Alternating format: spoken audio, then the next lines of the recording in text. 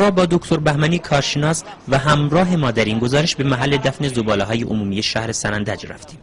سوژه گزارش امروز ما محموله که تو این ماشینه. زباله کدوم بیمارستان؟ خود.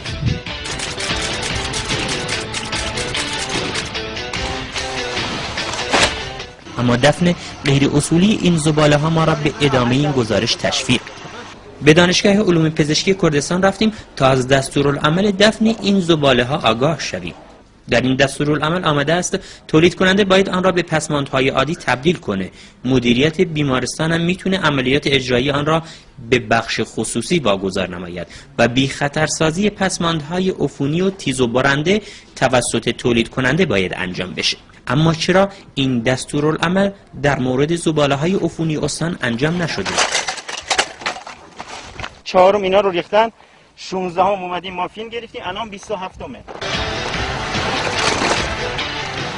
شرکت هایی که میخوان اینا رو جمع بکنن خودشون بایستی در یک محلی بعد از جمع آوری در یک محلی اون رو ضد عفونی بکنن و بعد تحویل شهرداری بدن. شهرداری هم در این قضیه نقش مؤثری داشت. چرا اجازه میداد زباله‌های ضد عفونی نشده در محل دفن زباله‌های عمومی شهر تخلیه بشه؟ والا معلوم نیست چی توشه تا موقعی که تخلیه میشن. شما مشاهده کردی که چندین روز این کار اتفاق، ولی بازم اجازه دادی که تخلیه بشه. ما جلوگیری کردیم، همکنون هم جلوگیری میکنیم.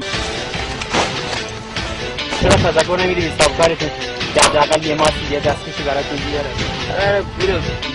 ممکنه شما به این در جایگاه دفن زباله سوزن و سر سوزن و اینها رو ببینید ولی اینها ضد عفونی شده است. احتمال داره شاید شما نگاه کنید یه سری معتاد بیان اینجا این دو تا سرنگو بردارن به فرض اینکه تمیزه به قول خودشون. اما در این میان یکی از کارگران بازیافت زباله که نخواست تصویرش پخش بشه نکته بسیار تکان دهنده به ما گفت. دلنی هم اتفاقا نکفت. دیدم دیگه یه جنین بچه بود، کوچیک بود، خیلی هم کوچیک بود، توی یه نایلون پیچیده بودن انداخته بودن تو زباله.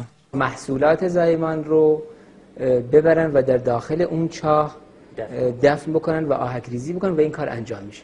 حالا اگه شما واقعا انجام میشه، این جنین نه این جنین آره این جفت و جنین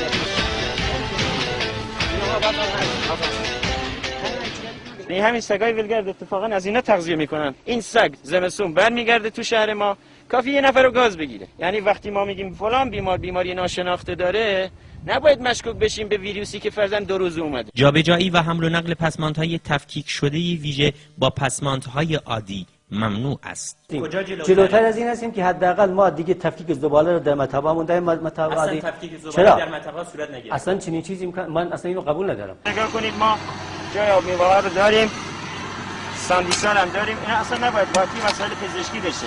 بررسی که ما انجام دادیم همه دستگاه ها وجود دارن، فقط در بحث اجراش اون دقت لازم انجام نشده. محل دفن باید از محل مسکونی دور باشد و در جایی واقع شود که مطمئن باشیم آبهای سطحی و یا زیرزمینی را آلوده نمی کند. محل دفن این زباله ها متاسفانه مشرف به زمین های کشاورزی اطراف.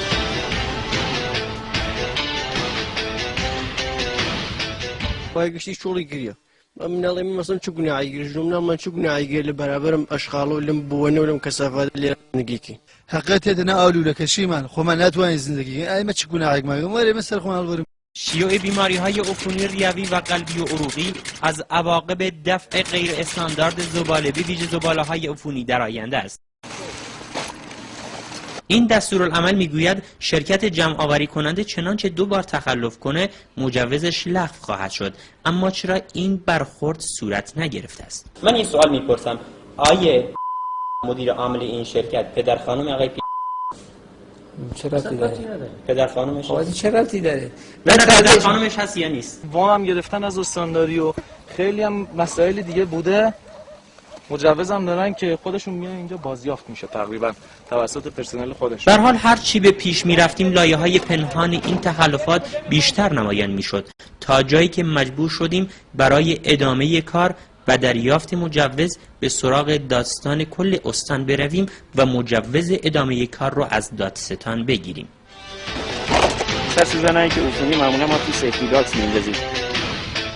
به یکی از مراکز بازیافت پلاستیک در سطح شهر سنندج اومدیم.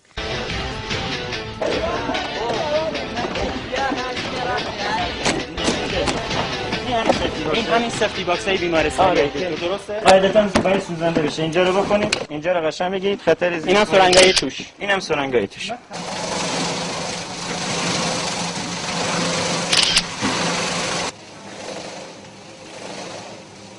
هیچ شستشوی بهداشتی، استرلیزه یا فلانی صورت نمیگیره. به ظروف پلاستیکی تبدیل میشه.